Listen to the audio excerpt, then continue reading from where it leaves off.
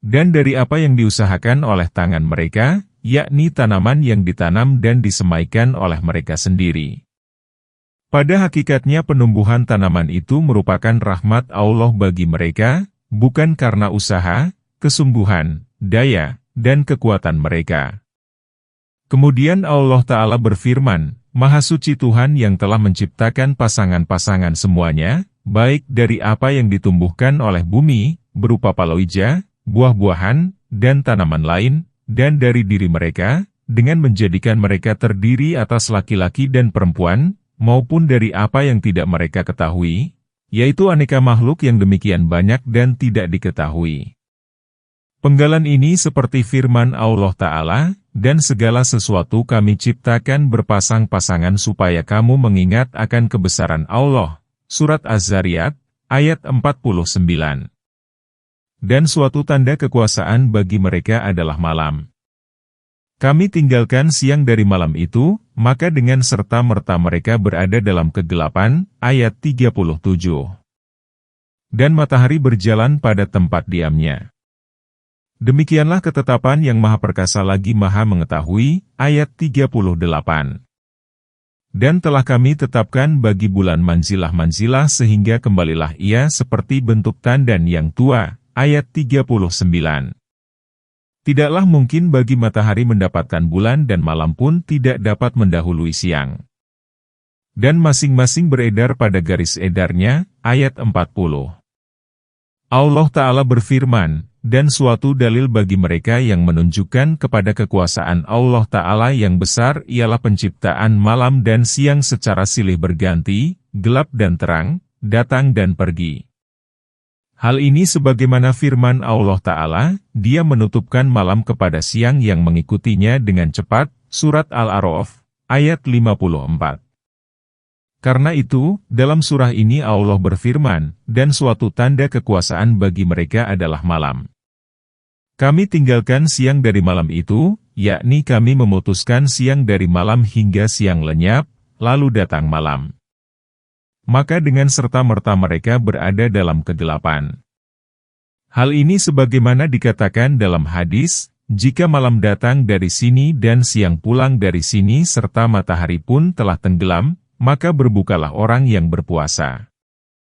Kemudian Allah yang Maha Mulia dan Maha Besar berfirman, dan telah kami tetapkan bagi bulan manzilah-manzilah, yakni kami menjadikan bulan berjalan dengan suatu cara yang dapat dijadikan petunjuk bulan-bulan yang telah berlalu, sebagaimana perjalanan matahari digunakan untuk mengetahui siang dan malam. Hal ini sebagaimana firman Allah, mereka bertanya kepadamu tentang bulan sabit. Katakanlah, ia merupakan penanda waktu-waktu bagi manusia dan ibadah haji, surat Al-Baqarah, ayat 189. Dan sebagaimana firman Allah Ta'ala, Dialah yang menjadikan matahari bersinar dan bulan bercahaya serta ditetapkannya manzilah-manzilah bagi perjalanan bulan itu supaya kamu mengetahui bilangan tahun dan perhitungan, surat Yunus, ayat 5. Allah menjadikan matahari bersinar dan bulan bercahaya. Dia pun membedakan perjalanan bulan dan matahari. Matahari terbit pada setiap hari dan terbenam pada sore hari dengan satu sinar. Namun, tempat terbit dan terbenam matahari itu berbeda-beda ketika musim panas dan dingin. Perbedaan tersebut menyebabkan siang lebih lama daripada malam dan malam lebih lama daripada siang. Dia menjadikan matahari sebagai raja siang dan bintang siang. Sementara itu, Allah pun menetapkan manzilah-manzilah pada bulan. Bulan terbit pada permulaan malam di awal bulan dengan sinarnya yang remang-remang. Kemudian sinarnya itu bertambah terang pada malam ketiga dan manzilahnya pun meninggi. Semakin manzilahnya meninggi, semakin bertambahlah sinarnya, walaupun sinarnya diambil dari matahari, sehingga sempurnalah pada malam ke-14. Kemudian sinarnya berkurang terus hingga akhir bulan dan akhirnya berbentuk seperti tandan kurma yang kering dan melengkung. Setelah itu, Allah memunculkan bulan baru pada awal bulan berikutnya. Demikianlah selanjutnya. Firman Allah Ta'ala, tidaklah mungkin bagi matahari mendapatkan bulan. Mujahid menafsirkan, lewati dan mengurangi batas yang lain. Jika Raja Siang datang, maka Raja Malam pergi. Dan jika Raja Malam pergi, maka Raja Siang datang. Firman Allah Ta'ala, dan malam pun tidak dapat mendahului siang, yakni tidak ada jeda antara malam dan siang, tapi yang satu menggantikan yang lain tanpa terjadi keterlambatan, karena keduanya ditaklukkan dan beredar dengan cepat, susul menyusul. Firman Allah Ta'ala, dan masing-masing beredar pada garis edarnya. Maksudnya, malam dan siang, matahari dan bulan, masing-masing beredar pada garis edar langit seperti alat pemintal yang tidak berputar kecuali pada porosnya dan tidak berputar kecuali dengan alat itu. Dan suatu tanda kebesaran bagi mereka adalah bahwa kami angkut keturunan mereka dalam bahtera yang penuh muatan, ayat 41. Dan kami ciptakan untuk mereka yang akan mereka kendarai seperti bahtera itu, ayat 42. Dan jika kami berkehendak, niscaya kami tenggelamkan mereka. Maka tiadalah bagi mereka penolong dan tidak pula mereka diselamatkan, ayat 43. Tetapi karena rahmat yang besar dari kami dan untuk memberi kesenangan hidup sampai waktu tertentu, ayat 44. Allah Ta'ala berfirman, dan merupakan suatu dalil pula bagi mereka yang menunjukkan kepada kekuasaan Allah Ta'ala adanya penaklukan lautan sehingga dapat melayarkan bahtera.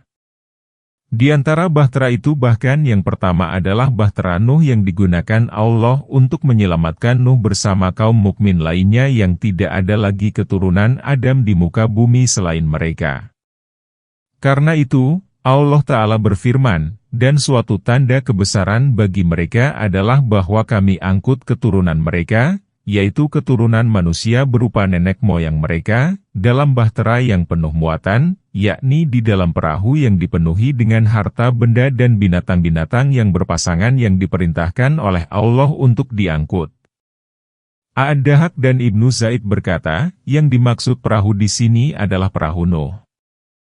Firman Allah Ta'ala, dan kami ciptakan untuk mereka yang akan mereka kendarai seperti bahtera itu, maksudnya unta, karena unta merupakan perahu darat yang digunakan untuk membawa barang dan menjadi tunggangan.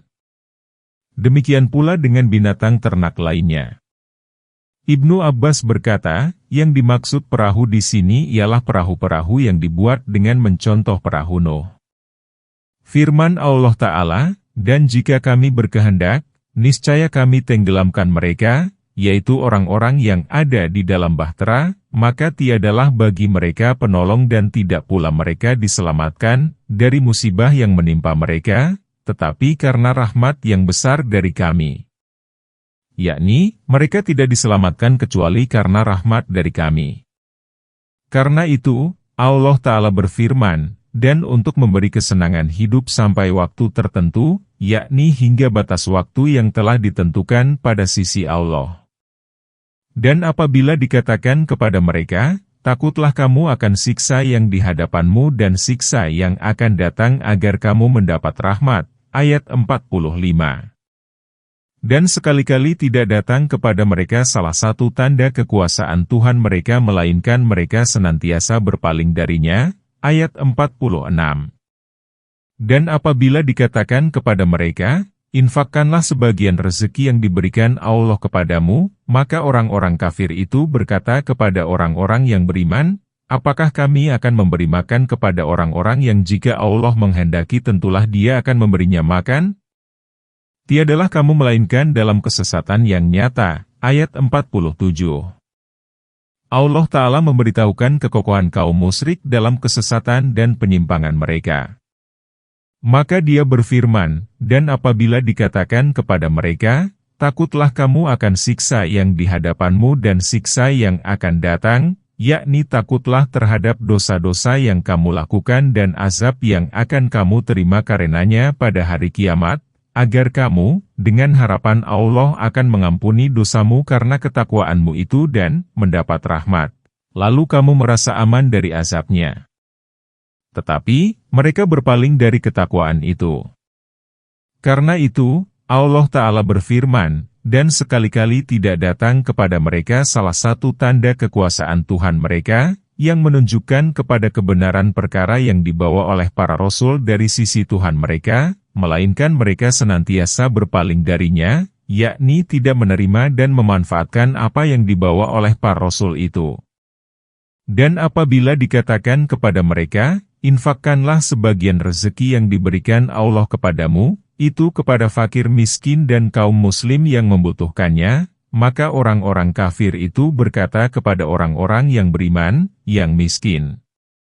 Maksudnya, kaum kafir berkata kepada kaum mukmin yang disuruh Allah agar mereka menginfakkan sebagian hartanya kepada kaum mukmin itu, apakah kami akan memberi makan kepada orang-orang yang jika Allah menghendaki tentulah Dia akan memberinya makan? Maksudnya, kami hanya akan menyesuaikan diri dengan kehendak Allah terhadap mereka. Tiadalah kamu melainkan dalam kesesatan yang nyata, mengenai perintah infak itu. Dan mereka berkata, bilakah janji ini, jika kamu termasuk orang-orang yang benar? Ayat 48. Mereka tidak menunggu melainkan satu teriakan saja yang akan membinasakan mereka ketika mereka sedang bertengkar. Ayat 49. Lalu mereka tidak mampu membuat satu wasiat pun dan tidak pula dapat kembali kepada keluarganya. Ayat 50. Allah Ta'ala memberitahukan ihwal kaum kafir yang memandang mustahil terjadinya kiamat seperti terungkap dari ucapan mereka, kapankah janji ini? Penggalan ini seperti firman Allah Ta'ala, orang-orang yang tidak beriman kepada hari kiamat meminta disegerakan. Surat As-Su'uro, ayat 18. Allah Ta'ala berfirman, mereka tidak menunggu melainkan satu teriakan saja yang akan membinasakan mereka ketika mereka sedang bertengkar. Tidaklah mereka menunggu kecuali satu teriakan saja. Teriakan ini dan Allah Maha Tahu berupa tiupan sangkakala yang mengagetkan. Pada saat tiupan ini, manusia tengah berada di pasar-pasar dan sedang melakukan berbagai penghidupan mereka saat mereka bertengkar dan berselisih, sebagaimana biasanya.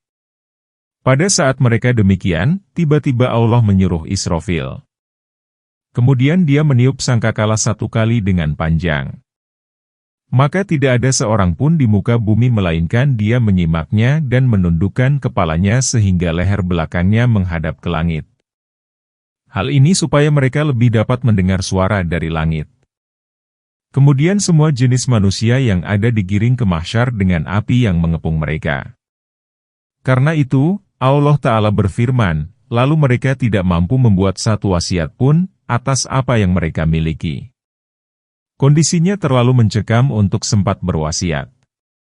Dan tidak pula dapat kembali kepada keluarganya, dari tempat pekerjaan dan pasar. Setelah fase tersebut, terjadilah petikan yang mematikan makhluk.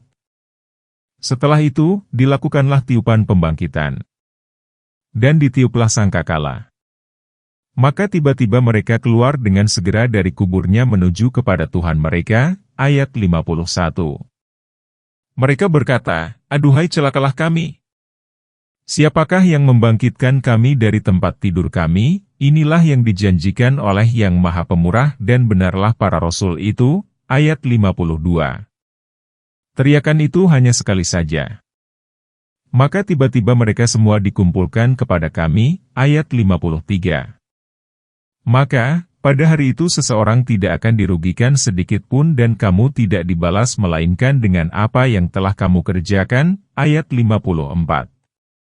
Inilah tiupan ketiga, yaitu tiupan pembangkitan dari kubur. Karena itu, Allah yang Maha Mulia dan Maha Besar berfirman, maka tiba-tiba mereka keluar dengan segera dari kuburnya menuju kepada Tuhan mereka. Penggalan ini seperti firman Allah Ta'ala, pada hari mereka keluar dari kubur dengan cepat seakan-akan mereka pergi dengan segera kepada berhala-berhala. Surat Al-Ma'arij, ayat 43. Mereka berkata, aduhai celakalah kami. Siapakah yang membangkitkan kami dari tempat tidur kami? Yang mereka maksud dari tidur ialah dari kubur. Dahulu, ketika di dunia, mereka meyakini bahwa mereka tidak akan dibangkitkan. Tatkala mereka melihat dengan nyata di mahsyar apa yang dahulu mereka dustakan, mereka berkata, Aduhai celakalah kami! Siapakah yang membangkitkan kami dari tempat tidur kami? Ayat ini tidak berarti bahwa mereka tidak diazab di dalam kuburnya, sebab jika kengerian saat dibangkitkan dibandingkan dengan keadaan selama dalam kubur, maka keberadaan di kubur itu bagaikan tidur saja. Kemudian kaum mukmin menanggapi pertanyaan mereka, inilah yang dijanjikan oleh Yang Maha Pemurah dan benarlah para rasul itu. Ada pula yang menafsirkan bahwa tanggapan tersebut diberikan oleh malaikat. Firman Allah Ta'ala, teriakan itu hanya sekali saja. Maka tiba-tiba mereka semua dikumpulkan kepada kami, adalah seperti firman-Nya, maka sesungguhnya kebangkitan itu hanya dengan satu teriakan saja. Maka tiba-tiba mereka melihatnya, surat As-Saffat, ayat 19. Yakni, dengan sekali perintah saja, tiba-tiba mereka semua sudah hadir di hadapan Tuhan. Maka pada hari itu seseorang tidak akan dirugikan sedikit pun dari amalnya, dan kamu tidak dibalas melainkan dengan apa yang telah kamu kerjakan. Sesungguhnya penghuni surga pada hari itu bersenang-senang dalam kesibukan, ayat 55. Mereka dan pasangan-pasangan mereka berada dalam tempat yang teduh, bertelekan di atas dipan-dipan, ayat 56. Di surga itu mereka memperoleh buah-buahan dan memperoleh apa yang mereka inginkan, ayat 57. Salam, sebagai ucapan selamat dari Tuhan yang Maha Penyayang, ayat 58. Allah Ta'ala memberitahukan ihwal penghuni surga bahwasanya pada hari kiamat, setelah berpindah dari pelataran mahsyar, mereka singgah di taman-taman surga dan bersenang-senang dalam kesibukan, menikmati aneka kenikmatan abadi dan kemenangan yang besar. Mereka dan pasangan-pasangan mereka berada dalam tempat yang teduh dari pepohonan, bertelekan di atas dipan-dipan. Al-Araik berarti tempat yang didekorasi dengan kain dan hiasan sejenisnya. Biasanya dipakai untuk perhelatan pengantin. Firman Allah Ta'ala, di surga itu mereka memperoleh buah-buahan dari segala jenis, dan memperoleh apa yang mereka inginkan dari segala kelezatan. Ibnu Abi Hatim meriwayatkan dari Usamah bin Zaid, dia berkata bahwa Rasulullah bersabda, adakah orang yang ingin bersegera ke surga? Sesungguhnya tak pernah terbetik dalam hati. Demi Tuhan Ka'bah, seluruh bagian surga itu merupakan cahaya yang kemilau, bunga-bunganya tumbuh subur, istananya kokoh, sungainya mengalir, buahnya masak-masak, istri yang baik lagi cantik, perhiasannya banyak, tempat kediamannya abadi di negeri kedamaian, buahnya hijau, baik, nikmat, dan berada di tempat tinggi nan elok. Para sahabat berkata, wahai Rasulullah, kamilah yang segera masuk ke dalamnya. Beliau bersabda, katakanlah, insya Allah. Kemudian mereka pun berkata, insya Allah. Firman Allah Ta'ala, salam, sebagai ucapan selamat dari Tuhan yang Maha Penyayang. Ibnu Abbas berkata, Allah mengucapkan demikian, karena Allah Ta'ala sendiri Maha menyelamatkan penduduk surga. Ulama lain menafsirkan, Allah Ta'ala memberi mereka ucapan selamat dengan kata, salam. Berpisahlah kamu pada hari ini, hai orang-orang yang jahat. Ayat 59. Bukankah aku telah memerintahkan kepadamu, hai anak Adam, agar kamu tidak menyembah setan? Sesungguhnya setan itu merupakan musuh yang nyata bagi kamu. Ayat 60. Dan hendaklah kamu menyembahku. Inilah jalan yang lurus. Ayat 61. Sesungguhnya setan itu telah menyesatkan sebagian besar makhluk di antara kamu. Maka apakah kamu tidak memikirkan? Ayat 62. Allah Ta'ala memberitahukan kejadian akhir kaum kafir pada hari kiamat, yaitu mereka akan dipisahkan tempatnya dari kaum mukmin. Hal ini sebagaimana firman Allah Ta'ala, pada hari terjadinya kiamat, saat itulah mereka dipisahkan. Surat Ar-Rum, ayat 14.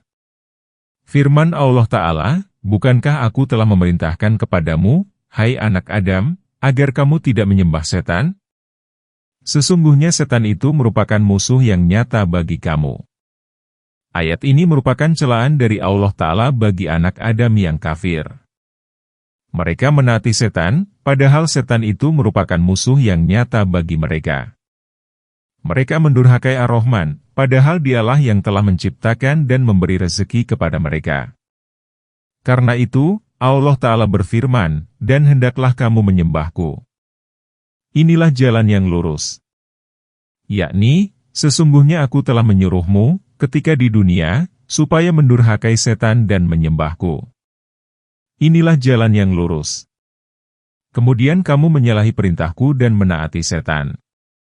Karena itu, Allah berfirman, sesungguhnya setan itu telah menyesatkan sebagian besar makhluk di antara kamu. Maka apakah kamu tidak memikirkan? Yakni, apakah kamu tidak memiliki akal untuk memahami pembangkanganmu terhadap Tuhanmu, penyembahanmu kepada selain Dia, dan ketaatanmu kepada setan yang merupakan musuh nyata bagimu? Inilah jahanam yang dahulu diancamkan, ayat 63. Masuklah ke dalamnya pada hari ini disebabkan kamu dahulu mengingkarinya, ayat 64. Pada hari ini, kami tutup mulut mereka, dan berkatalah kepada kami tangan mereka dan memberi kesaksianlah kaki mereka terhadap apa yang dahulu mereka usahakan, ayat 65. Dan jikalau kami menghendaki, pastilah kami lenyapkan penglihatan mata mereka, lalu mereka berlomba-lomba mencari jalan.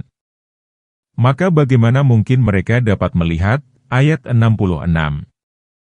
Dan jikalau kami menghendaki pastilah kami ubah mereka di tempat mereka berada. Maka mereka tidak sanggup berjalan lagi dan tidak pula dapat kembali, ayat 67. Kaum kafir dicela dengan, inilah jahanam.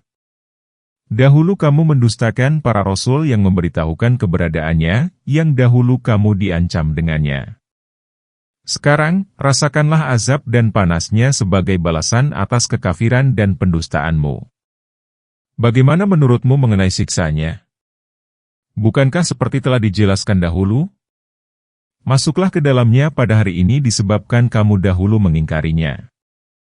Pada hari ini, kami tutup mulut mereka, dan berkatalah kepada kami tangan mereka dan memberi kesaksianlah kaki mereka terhadap apa yang dahulu mereka usahakan, inilah keadaan kaum kafir dan munafik pada hari kiamat.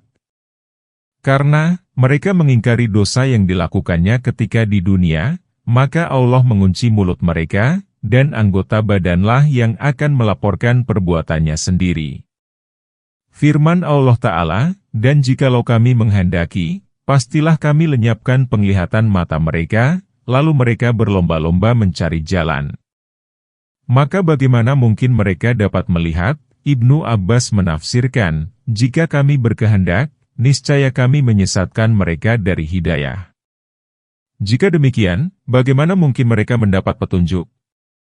Dan jikalau kami menghendaki pastilah kami ubah mereka di tempat mereka berada, Ibnu Abbas menafsirkan, niscaya kami membinasakan mereka. Hasan Basri menafsirkan, niscaya aku mendudukan mereka di atas kakinya. Karena itu, Allah berfirman, maka mereka tidak sanggup berjalan ke depan, dan tidak pula dapat kembali ke belakang, namun terkunci pada satu posisi, tidak dapat maju maupun mundur. Dan barang siapa yang kami panjangkan umurnya, niscaya kami kembalikan dia kepada kejadiannya. Maka apakah mereka tidak memikirkan? Ayat 68. Dan kami tidak mengajarkan syair kepadanya dan bersyair itu tidaklah layak baginya. Al-Quran itu tidak lain hanyalah pelajaran dan kitab yang memberi penerangan, ayat 69. Supaya dia memberi peringatan kepada orang-orang yang hidup dan supaya pastilah ketetapan terhadap orang-orang kafir, ayat 70. Allah Ta'ala menceritakan ihwal manusia bahwa manakala usianya telah lanjut, maka dia dikembalikan kepada kelemahan, setelah sebelumnya kuat, kepada ketidakberdayaan setelah gesit. Hal ini sebagaimana firman Allah Ta'ala, Allah, dialah yang menciptakan kamu dari keadaan lemah, kemudian dia menjadikan kamu sesudah keadaan lemah itu kuat, kemudian dia menjadikan kamu sesudah kuat itu lemah dan beruban. Dia menciptakan apa yang dikehendakinya dan dialah yang maha mengetahui lagi maha kuasa, surat Ar-Rum, ayat 54. Allah yang Maha Mulia dan Maha Besar berfirman, dan di antara kamu ada yang dikembalikan kepada usia yang paling lemah, supaya dia tidak mengetahui lagi sesuatu yang telah diketahuinya. Surat An-Nahl, ayat 70. Maksud ayat di atas dan Allah lebih mengetahuinya ialah hendak memberitahukan bahwa dunia ini merupakan negeri yang sirna dan tempat peralihan, bukan tempat menetap untuk selamanya. Karena itu, dia berfirman, maka apakah mereka tidak memikirkan? Dengan akalnya ihwal awal penciptaan mereka, kemudian menjadikannya ke usia dewasa, kemudian ke usia tua, agar mereka mengetahui bahwa mereka diciptakan untuk menuju negeri lain yang tidak akan sirna, beralih, dan berpindah darinya, yaitu negeri akhirat. Firman Allah Ta'ala, dan kami tidak mengajarkan syair kepadanya dan bersyair itu tidaklah layak baginya. Allah memberitahukan bahwa dia tidak mengajarinya syair, dan syair itu tidak layak baginya. Yakni, syair itu bukan bakatnya sehingga dia tidak cakap, tidak menyukainya, dan tidak menjadi tuntutan naluriahnya. Karena itu, ada hadis yang mengungkapkan bahwa Nabi tidak mampu menggubah satu bait pun. Bahkan, bila beliau menyenandungkannya, malah mengubah metrumnya atau beliau tidak menyelesaikannya. Sa'id bin Abi Urwah meriwayatkan dari Qatadah, Aisyah ditanya, apakah Rasulullah pernah menyenandungkan syair? Aisyah menjawab, syair yang buruk merupakan pembicaraan yang sangat dibencinya. Memang beliau pernah menyenandungkan sebuah bait karya saudara Bani Qais. Namun, beliau menjadikan permulaannya sebagai akhir dan menjadikan akhir sebagai permulaan. Kemudian Abu Bakar berkata, wahai Rasulullah, puisi itu bukan begitu. Kemudian beliau bersabda, demi Allah, aku bukan seorang penyair dan syair itu tidak layak bagiku. Hadis ini pun diriwayatkan oleh Ibnu Abi Hatim dan Ibnu Jarir. Ada sabda Nabi yang kebetulan membentuk sebuah puisi. Beliau mengucapkannya pada peristiwa Hunain saat menunggang keledainya dan memacunya ke arah musuh, aku seorang Nabi, tiada dusta. Aku keturunan Abdul Muthalib. Demikian pula terjadi secara kebetulan. Syair yang diriwayatkan dalam Syahihain dari Jundub bin Abdillah dia berkata, kami tengah bersama Rasulullah dalam goa. Kemudian jari tangan beliau terluka. Lalu beliau bersabda, kau hanyalah jari yang berdarah, kau alami fisabilillah, muttafaq alaih. Para ulama mengatakan bahwa sabda beliau itu, secara kebetulan, sesuai dengan irama syair. Kenyataan ini tidaklah bertentangan dengan keberadaan beliau yang tidak mengetahui syair dan ketidaklayakan syair baginya, karena Allah hanya mengajarinya Al-Quran yang agung, yang tidak datang kepadanya kesalahan baik dari depan maupun belakangnya, yang diturunkan dari Tuhan yang maha bijaksana lagi maha terpuji. Beliau sama sekali bukan penyair, sebagaimana dikatakan oleh segolongan kaum jahiliyah Quraisy, bukan pula cenayang, dan bukan tukang sihir. Abu Daud meriwayatkan dari Abu Hurairah dari Nabi, perut seseorang yang penuh nanah adalah lebih baik daripada penuh syair. Hadis Abu Daud. Hadis ini hanya diriwayatkan oleh Abu Daud dari jalur ini, dan sanadnya memenuhi kriteria sanad Syaihani, namun keduanya tidak mengeluarkan hadis ini. Namun, ada pula puisi yang disyariatkan, yaitu yang ditujukan untuk mengejek kaum musyrik. Puisi demikian digubah oleh para penyair Islam seperti Hasan bin Sabit, Ka'ab bin Malik, Abdullah bin Rawahah, dan sebagainya. Semoga Allah meridai mereka semua. Di dalam puisi pun terdapat hikmah, nasihat, dan etika, sebagaimana isi ini pun dijumpai dalam puisi-puisi jahiliyah, di antaranya dalam puisi Umayyah bin Abi As-Syalut yang dikomentari oleh Rasulullah dengan, syairnya beriman, namun hatinya kafir.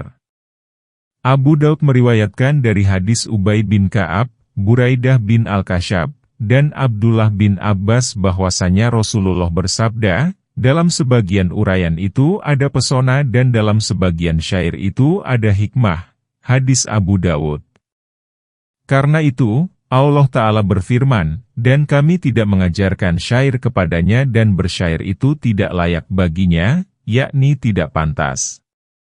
Al-Quran itu tidak lain hanyalah pelajaran dan kitab yang memberi penerangan. Yakni, apa yang kami ajarkan kepadanya itu tidak lain hanyalah pelajaran dan kitab yang memberi penerangan, yang jelas bagi orang yang mau merenungkan dan mendalaminya. Karena itu, Allah Ta'ala berfirman, supaya Dia memberi peringatan kepada orang-orang yang hidup. Yakni, agar Al-Quran ini memperingatkan setiap orang yang hidup di muka bumi. Penggalan ini seperti firman Allah Ta'ala, agar aku memperingatkan kamu dengannya dan orang yang terjangkau olehnya, Surat Al-An'am, ayat 19. Sesungguhnya yang dapat memanfaatkan peringatan Al-Quran hanyalah orang yang hidup hatinya dan terang matanya. Dan supaya pastilah ketetapan terhadap orang-orang kafir, yakni Al-Quran itu merupakan rahmat bagi kaum mukmin dan alasan atas kaum kafir. Dan apakah mereka tidak melihat bahwa sesungguhnya kami telah menciptakan binatang ternak untuk mereka, yaitu sebagian dari apa yang telah kami ciptakan dengan kekuasaan kami sendiri, lalu mereka menguasainya? Ayat 71. Dan kami tundukkan binatang-binatang itu untuk mereka. Maka sebagiannya menjadi tunggangan mereka dan sebagiannya mereka makan, ayat 72. Dan mereka memperoleh manfaat dan minuman darinya. Maka mengapa mereka tidak bersyukur? Ayat 73. Allah Ta'ala menceritakan binatang ternak yang telah ditundukkan bagi mereka sebagai nikmat yang dianugerahkan kepada makhluknya, lalu mereka menguasainya. Yakni, binatang ternak itu patuh dan tidak menolak kehendak manusia. Seandainya iring-iringan 100 unta dituntun oleh anak kecil, niscaya semuanya menurut. Maka sebagiannya menjadi tunggangan mereka dan sebagiannya mereka makan. Yakni, di antara binatang itu ada yang mereka tunggangi dalam perjalanan dan ada pula yang dimuati beban untuk dibawa ke berbagai tujuan. Dan sebagiannya mereka makan. Yakni, jika mereka mau, mereka dapat menyembelihnya. Dan mereka memperoleh manfaat dari bulunya sebagai perlengkapan rumah tangga dan kesenangan hingga waktu tertentu. Dan minuman darinya, yakni dari susu, air kencing untuk obat, dan sebagainya. Maka mengapa mereka tidak bersyukur? Yakni, mengapa mereka tidak mengesahkan pencipta dan penakluk semua itu serta mengapa mereka menyekutukannya? Mereka mengambil sembahan-sembahan selain Allah, agar mereka mendapat pertolongan, ayat 74. Berhala-berhala itu tidak dapat menolong mereka, bahkan berhala-berhala itu menjadi tentara yang ditampilkan kepada mereka, ayat 75. Maka janganlah ucapan mereka menyedihkanmu. Sesungguhnya kami mengetahui apa yang mereka rahasiakan dan apa yang mereka nyatakan, ayat 76. Allah Ta'ala mengingkari kaum musyrik yang mengambil tandingan-tandingan sebagai Tuhan selain Allah. Perbuatan mereka itu dimaksudkan agar berhala-berhala tersebut menolong, memberi rezeki, dan mendekatkan mereka kepada Allah dengan sedekat-dekatnya. Allah Ta'ala berfirman, berhala-berhala itu tidak dapat menolong mereka. Yakni, Tuhan-Tuhan itu tidak dapat menolong para penyembahnya. Tuhan-Tuhan itu terlalu lemah, tidak berdaya, hina, rendah, dan sepele untuk dapat menolong, bahkan berhala-berhala itu tidak dapat menolong dirinya sendiri dan membela diri dari orang yang bermaksud menjahilinya, sebab ia merupakan benda mati yang tidak dapat mendengar dan memahami apapun. Firman Allah Ta'ala, bahkan berhala-berhala itu menjadi tentara yang ditampilkan kepada mereka pada hari penghisaban. Maksudnya, berhala-berhala itu akan dikumpulkan pada hari kiamat ketika menghisab para penyembahnya. Pengumpulan ini dimaksudkan untuk lebih menetapkan alasan atas mereka. Maka janganlah ucapan mereka menyedihkanmu, yaitu pendustaan dan kekafiran mereka kepada Allah. Sesungguhnya kami mengetahui apa yang mereka rahasiakan dan apa yang mereka nyatakan. Yakni, kami mengetahui segala hal yang mereka lakukan. Kami akan membalas segala perbuatan mereka yang demikian itu pada suatu hari pada saat tiada perbuatan besar maupun kecil, penting maupun sepele, ditampilkan semuanya kepada mereka baik perbuatan yang terdahulu maupun yang kemudian. Dan apakah manusia tidak memperhatikan bahwa kami menciptakannya dari setetes air mani, maka tiba-tiba dia menjadi musuh yang nyata. Ayat 77. Dan dia membuat perumpamaan bagi kami dan dia lupa kepada kejadiannya. Dia berkata, siapakah yang dapat menghidupkan tulang belulang yang telah hancur luluh? Ayat 78. Katakanlah, ia akan dihidupkan oleh Tuhan yang menciptakannya pada kali yang pertama. Dan dia maha mengetahui tentang segala makhluk. Ayat 79. Yaitu Tuhan yang menjadikan untukmu api dari kayu yang hijau. Maka tiba-tiba kamu menyalakan api dari kayu itu. Ayat 80. Mujahid, Ikramah, Urwah bin Zubair, As-Sidi, dan Qatadah berkata, Ubay bin Khalaf, semoga Allah melaknatnya, menemui Rasulullah sambil membawa tulang yang sudah lapuk. Dia meremasnya, lalu menebarkannya ke udara sambil berkata, Hai Muhammad, apakah kamu pikir Allah akan membangkitkan tulang ini? Nabi bersabda, benar. Allah Ta'ala akan mematikanmu, kemudian membangkitkanmu, kemudian mengumpulkanmu ke dalam neraka. Akhir surah Yasin mulai dari ayat 77 sampai selesai, diturunkan berkenaan dengan peristiwa Ubay ini. Ibnu Abi Hatim meriwayatkan dari Ibnu Abbas, dia berkata, Al-As bin Wa'il mengambil tulang dari padang pasir. Kemudian Ibnu Abbas menceritakan peristiwa seperti yang terjadi di atas. Baik akhir surah Yasin ini diturunkan karena perilaku Ubay bin Khalaf maupun perilaku Al-As bin Wa'il atau karena perilaku keduanya, kandungan ayat ini tetap berlaku umum bagi siapa saja yang mengingkari ba'ats, kebangkitan. Kami telah menciptakannya dari setetes air mani, maka tiba-tiba dia menjadi musuh yang nyata. Yakni, mengapa orang yang mengingkari ba'ats, hari kiamat, itu tidak mengambil pelajaran melalui penciptaan manusia dari air mani? Jika penciptaan pada permulaan demikian mudah baginya, apalagi penciptaan ulang.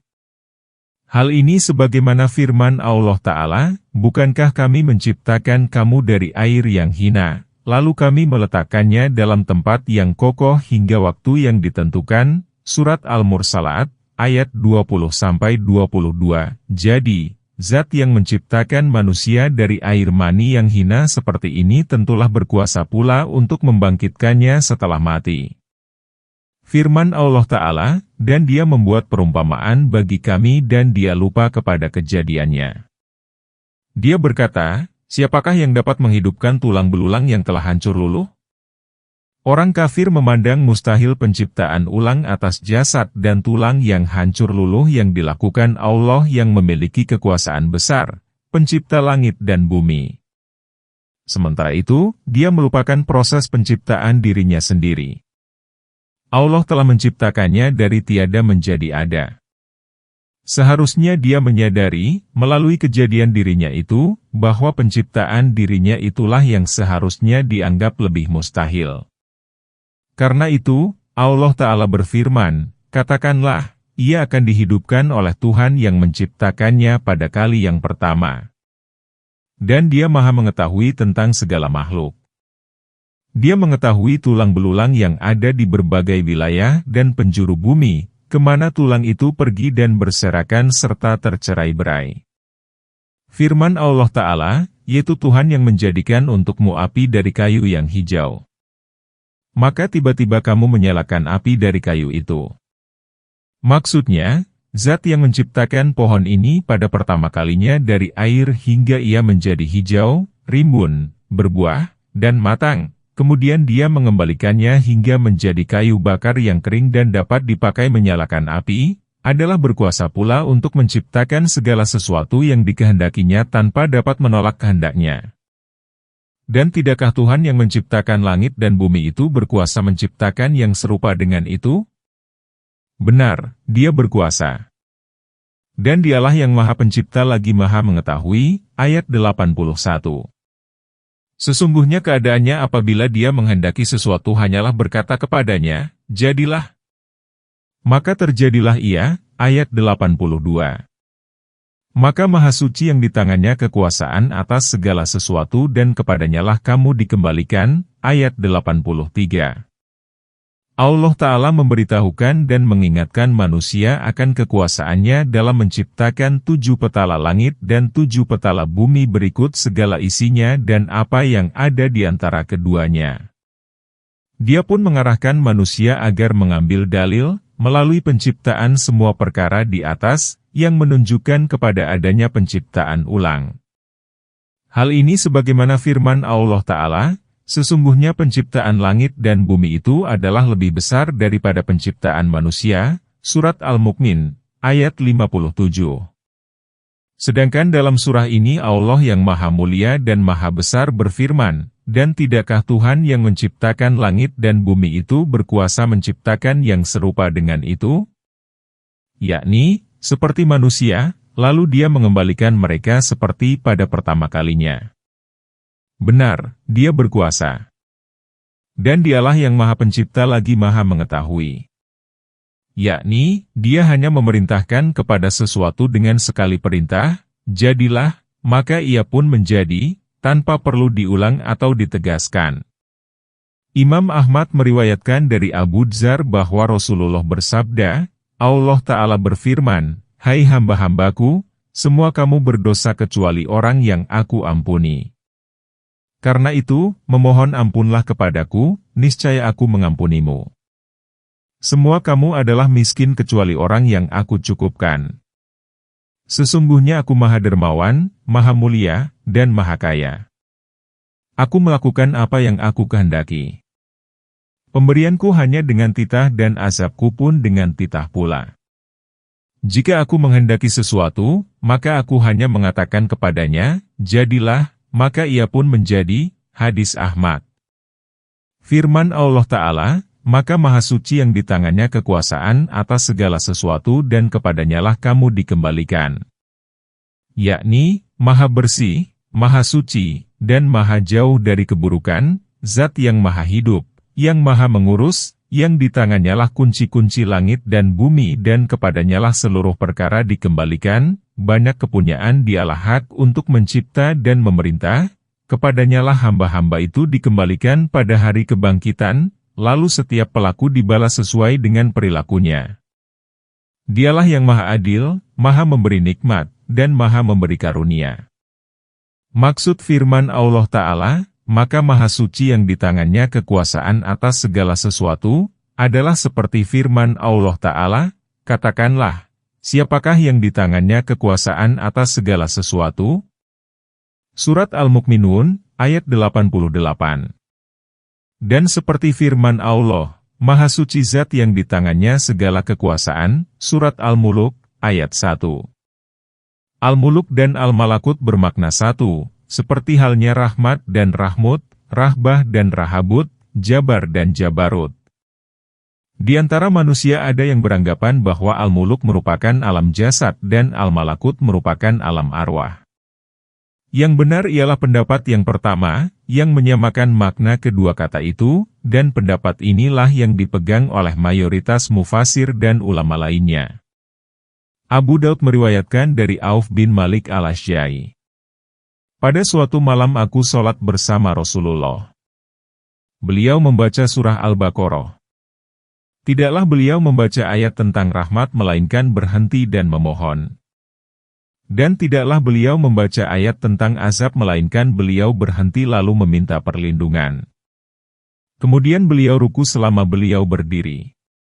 Dalam rukunya beliau berkata, Maha Suci Zat yang memiliki keperkasaan, kekuasaan, kebesaran, dan keagungan. Kemudian beliau bersujud selama beliau berdiri. Ketika bersujud, beliau membaca bacaan seperti ketika ruku.